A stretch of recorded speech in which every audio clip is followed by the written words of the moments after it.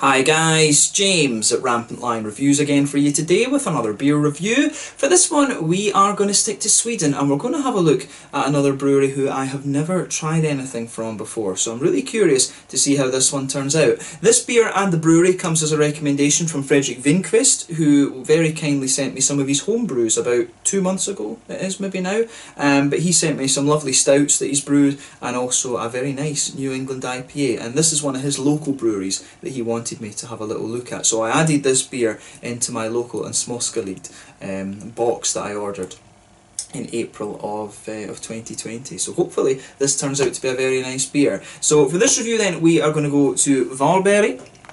And I've not reviewed anything from up there in quite a wee while actually. I've been up there a few times and it's a very, very nice town. So for this one we are going to go to Subbe Bryggeri and we're having a taste of the Misty, the Misfit, which is an Imperial Double IPA, whatever you want to call it, coming in at 8% ABV. So really curious to see how this one turns out, and hopefully it turns out to be a very nice beer. It says on the side here this one is a New England style IPA, so yeah, should be pretty good. But yeah, always cool to find new breweries to review for you here on the channel. So you know, if you guys have some recommendations of your local breweries, definitely give me a shout. I mean, from Varberg I do remember a couple of years ago reviewing Bjorgårdens, and I think there was another brewery up there that I reviewed stuff from, but I forget the name of them now. From what Fredrik told me, these guys are one of the new ones on the block, and they're also for a period was Varberg Ale Works or Varberg Beer Works or something like that, but they very recently closed down unfortunately. But these guys are still very small, and hopefully they survive the virus situation and all of this. Of course, hopefully no breweries have any problems in Sweden with the virus situation, but people are still out and about here, so I think it should be alright for most of them. But always cool to introduce you guys to new breweries on the channel as well. If you do have some local recommendations, do let me know. There's 400 breweries here now, so it is very difficult to keep up to date with everything that is new and coming out. So do let me know in the comment sections of the videos if you've got some local recommendations and stuff. But yeah, very much looking forward to trying this one. Thank you again to Fredrik for both the home brews that he sent me and for this recommendation, and I hope that you guys enjoy my take on this beer as well. So as always with my reviews then, I'll tell you a little bit about the brewery before we taste the beer. If you want to get straight to the tasting, just fast forward. All the usual links are in the description below. That's the brewery website, the link to my other reviews that I'll do in the future from Subbe Bryggeri. This is the very first time I'm tasting one of their beers, as I said. There's all the usual social media down there as well. If you want to see more reviews, do please consider subscribing to the channel. The whole channel of course has a geography based tagging system, so you can go into the homepage and search for beer based on country, city, state, county, prefecture, whatever it is you're interested in. Do check out the playlists of beers from different countries. There is one there for all the Swedish beers that I've reviewed for you. That's constantly being added to, and as always, please do get in touch and let me know some of the other beers and breweries that you guys would like to see me review. It's always great to hear from you guys that are watching the videos, and the support that you show the channel is hugely appreciated. So anyway, to tell you a little bit about Subbe Bryggeri then, on to my brewery notes. So Subbe Bryggeri, as I mentioned to you already, are based in Varberg. And the company was founded back in 2018 by Martin Sunnesson, and prior to this he has a background as a chef. This was a job that he worked for about 20 years, and then he started homebrewing in around 2012. So he trained as a brewer up at Ludvika in northern Sweden, which is where a number of the Swedish brewers go to ply their trade, and then he worked for Dugges Bryggeri in Gothenburg for, I think it was about 2-3 years or something like that he worked for them before starting his own company. But the brewery itself can be found on Jonssons Gård to the south of Varberg, and there's lots of small businesses on the one site apparently that cooperate together. So they in the article that I read about this, they say they're separate, but they do cooperate a lot and things like that. But these guys are still very, very small, of course. They're still very new. I mean, they're not even 2 years old yet, I think. But in 2019 they managed to brew about 18,000 litres of beer, and they're hoping to double that over 2020, and they've invested in some more tanks to put in the brewery as well, so hopefully they'll meet that. So you might see somewhere in the region of 35,000, 40,000 litres of beer from these guys, but they are already sending their beers across Sweden. Quite often a number of breweries will only send the beer to the local county first, and then when they build up capacity they will put it out there to the whole of Sweden. It was quite difficult actually. You used to have to meet quite strict criteria to be able to do that, and I think you used used to have to pay for it as well, from what I gather. I'm not sure how the Systembolaget rules have changed in that way, but it's good to see that such a new brewery, and such a small one, you know, 18,000 litres per year, are able to send their beers across the whole country now. But as of April 2020, when I'm filming this review for you, they've produced around 12 different types of beer, and there's a few different styles and things in there, so I will need to see what else I can have a look at from these guys. But this is the one that Frederick recommended that I have a little look at. So yeah, we'll see how we get on with this one. But yeah, that's all I was able to really find out about Subbe Bryggeri. If you want to learn more, you can check out the brewery website in the description below. You can check out beernews.se, which is where I get a lot of the information on these Swedish breweries from. A very nice site actually if you want to keep up to date with the craft beer news, and you know, you can obviously check the local papers and stuff like this. I think it was called the not the Landskrona, the Varberg Dagbladet or something that I Dagbladet, I was forgetting. But yeah, it was something like that I got the article for this brewery from. But yeah, as I say, always nice to introduce you guys to new breweries, and this is one that I had never heard of. So do keep your brewery recommendations coming in. It's always nice to review new breweries for you on the channel. But yeah, if you want to learn more about this brewery, check out the website. You can follow them on Facebook and Instagram. You can check out the Rate Beer and Untappd pages as well to learn more about the different beers that these guys have done. So yeah, let's get on and have a taste of this one then. So I'll just let you have a little look at the artwork on this before we open it up. This one's really nice.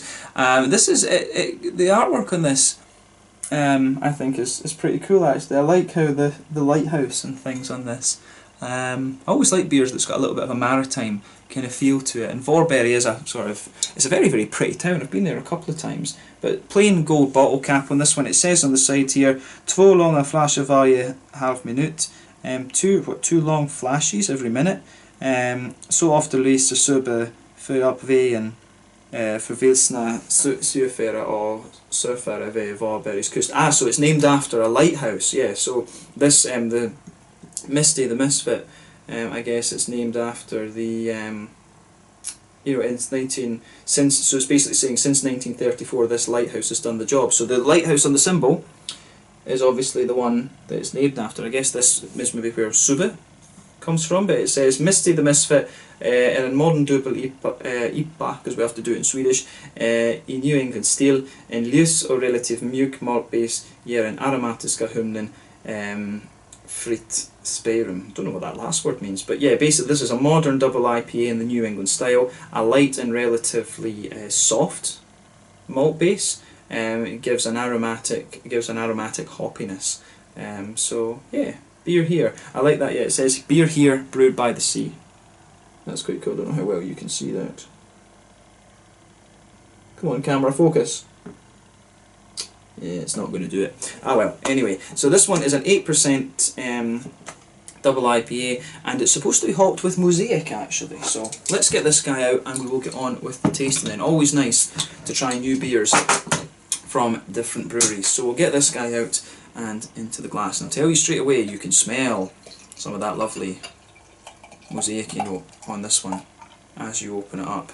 I have to say, when it was in the bottle, it didn't look, there's no sediment on this one either actually, so it didn't look as if it was a New England IPA. I thought this one might have been a West Coaster or kind of somewhere in the middle, but yeah, definitely looks like a New England IPA when you bring it out. Not the haziest or soupiest of New England IPAs that you'll find, but it definitely looks very, very nice. You can hear there's a solid half finger of a frothy white head on this one. One or two big bubbles sticking towards the side of the glass, a few little ones going up towards the bottom of that head there, but overall it looks pretty nice. If I put my fingers behind the glass, you can see there is a very nice level of haziness to this. It's not, as I say, not the haziest or soupiest of beers that you're going to come across in the New England style, but it does look very, very nice. So yeah, you have a lovely, you've got a lovely kind of bright yellow colour to this one. So yeah, it looks very, very good. So let's have a look at the aroma of this one then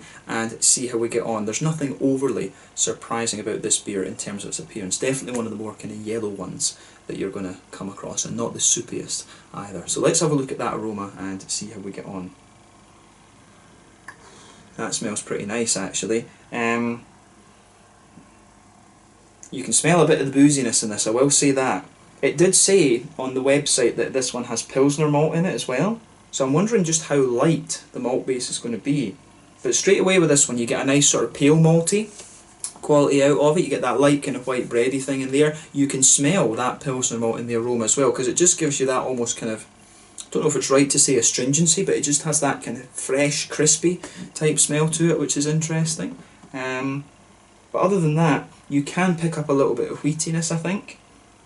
And there is almost just a little bit of an oaty creaminess actually. So the oats and wheat, which are usually the more prominent things in the aroma in this, they take a little bit of a back seat in favour of the pale malt and that kind of crisper Pils malt type quality. There's a wee bit of a biscuity sweetness in this one, the sort of McVitie's Digestive biscuity quality. So yeah, you definitely get that with this beer, which is quite nice. The malt base of this one really is good, and when I sugar it up a little bit more, it does seem to kind of thicken up a little bit, and you get more of the wheaty and sort of oaty characters out of this one. It does have a kind of creaminess to the malt base the more and more that I smell of it actually. It must just be as my nose gets used to it, which is really, really nice. I like how this one, I really like how this one goes together. So yeah, good stuff. In terms of the hoppy side of things then, so I would say on the green side of the hops, this one, it leans towards the kind of floral, aromatic side of things. More floral than grassy, definitely. You do get a little bit of zestiness out of it as well. You can feel the kind of freshness from this beer. Wee bit of earthiness in there as well, which is one of the kind of characteristics of the Mosaic hop, but I really would say the green side of this beer leans towards that nice floral, aromatic, spicy kind of thing. And of course when it's Mosaic that's in here, you've got a lovely light kind of juicy tangerine orange coming out of the beer as well. So yeah, I really like how this one, I like how this one goes together. The aroma in this beer is very, very nice. There is maybe a little bit of a kind of pineapple-y, tropical-y kind of thing to this, but I really find this one nice and juicy and tangerine. I don't know if there's another hop in there with the Mosaic, but it really does smell very nice and light and tangerine and orange. As I say, you've got a wee bit of a kind of, there is a little bit of a citrusy zestiness comes across in the nose with this beer as well. But the aroma is very, very promising on this one, so let's see how it turns out in the flavour. You know, Martin Sunesson, if he's worked for Duyas, I think he probably will know what he's doing, so this makes it a little bit exciting. So let's have a taste of this one then and see how we go on. This one is the Misty, the Misfit, a New England's double IPA, 8%, New England Imperial IPA, whatever you want to call it, hazy IPA from Subbe Bryggeri in Varberg to the south of Gothenburg here in Sweden. Let's get stuck in. Slange, skål.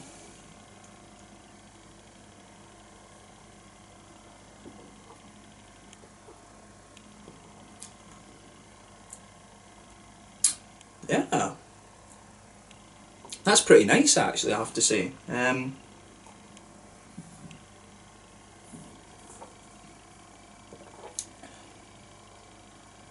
Yeah, this one's, it's quite different, I have to say. Yeah, it is quite different. And it really has that kind of small batch brewed sort of vibe to it as well. It's got a little bit of that kind of soft kind of fluffiness, if you like.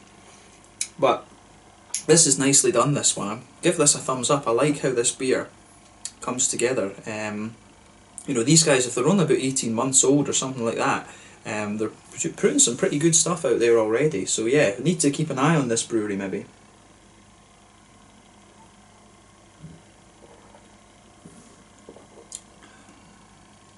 But yeah, the first impression I have of this one is, this is quite a wet and sort of juicy New England IPA. I like how that goes together. I mean, this one, the malt base in this takes a completely different approach from the other ones I've had in this style recently. And I mean, at 8%, it's actually stupidly drinkable for an 8%er. It's really, it's very, very easy in that sense, and it covers its alcohol at 8%. It covers the alcohol pretty well. And I've always said with this style, when you get to the kind of 8% point, it's difficult to go above that with the New Englands unless you put some of the sweeter malts in, like Cara Pils or Cara Munich, or you know, something, or even straight up caramel, you know, something like that.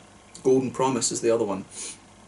So yeah, it's really, this is a really interesting point about this one, because it feels very, very soft actually, and I like that about it.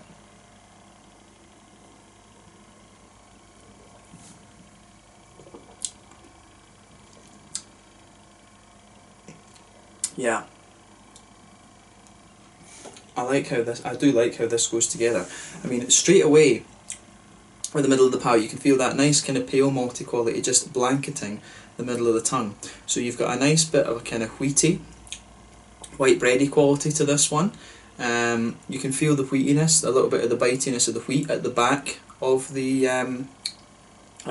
palate there. You can feel that coming out. As you move further forward on the palate, you do get a nice little bit of a creamy kind of oaty quality to this beer as well. And as you go into the very centre of the palate, you've got a nice little bit of a biscuity quality in there as well. So I really like how this one goes together. It's very, very nice actually.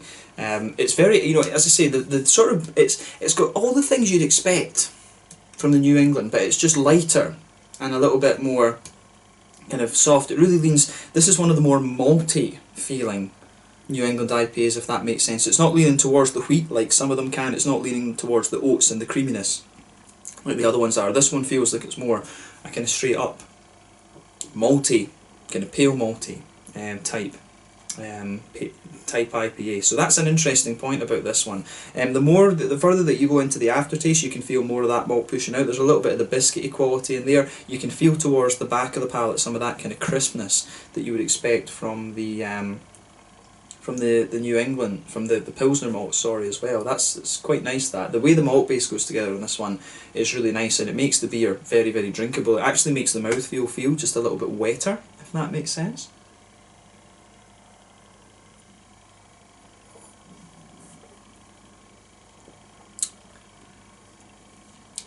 Yeah, this is really, really nice.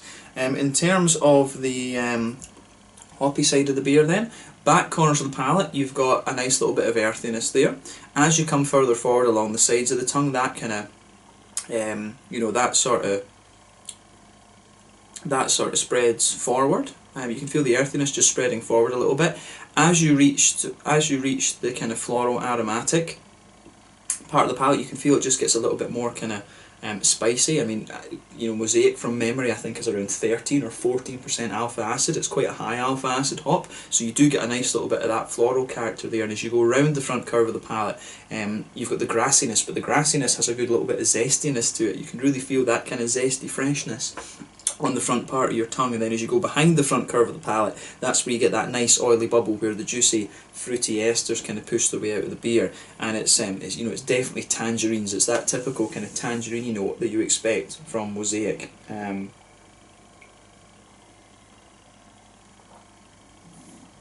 So when you first take the beer in, it's really nice and juicy. So I like the how do you say? I like the kind of I like the kind of zestiness that the oranges, the tangerines have in this one. That's a really nice little thing. This one, it's basically, there's not too much complexity to the fruit in this. You might get a few little hints of kind of pineapple or some lighter tropical fruits, but to me this is straight up kind of zesty tangerine orange.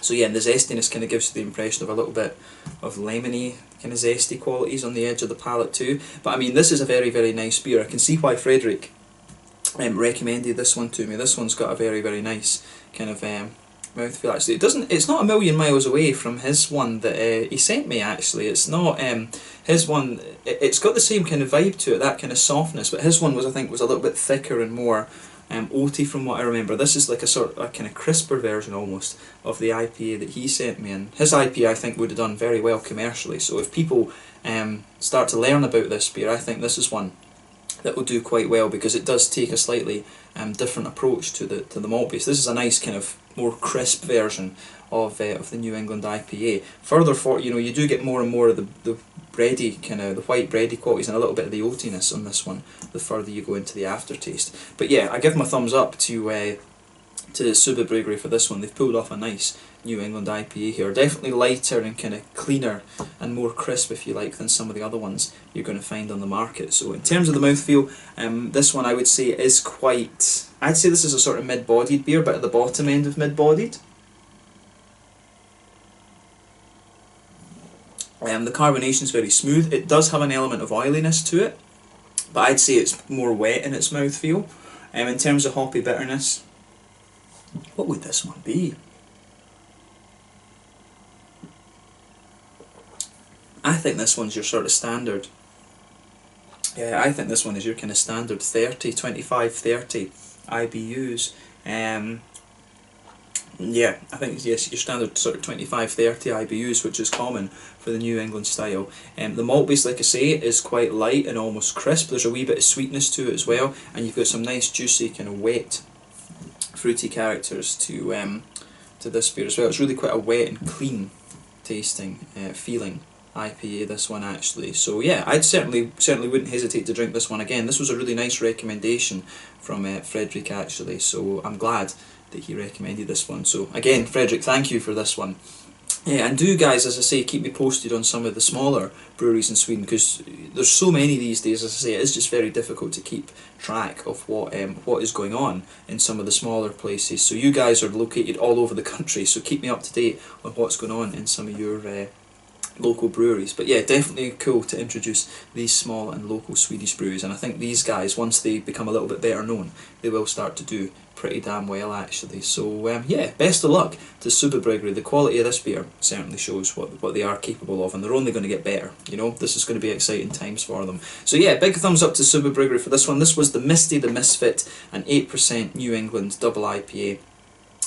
Which turned out to be one of the lighter and more crisp ones that I've come across in recent times. So yeah, let's leave it at that. Once again, thank you for watching my beer reviews. Until the next time, please like, subscribe, share, all the usual YouTube stuff. Let me know your own thoughts on this beer in the comments section below. Let me know what your favourite beers are from the Subbe Bryggeri as well, and we will return to these guys, I'm sure, at some point soon. Maybe I need to try one of their darker beers and see what that's like. I'll ask Frederick for a recommendation at some point soon. But yeah, thank you again for watching. Make sure you check out Subbe Bryggeri, particularly if you're watching from the Varberg area, and you know, maybe you'll see Frederick on the channel at some point soon. He was talking about coming down for Brewskival, so keep your fingers crossed for that. Thank you again for watching my reviews, and I will catch you guys very soon. Until the next time, stand just now, and I'll catch you guys later. The Misty, the Misfit, an 8% double New England, double Imperial, whatever you want to say, New England IPA from Subbe Bryggeri, just to the south of Varberg here in Sweden. Slanja, skål, cheers.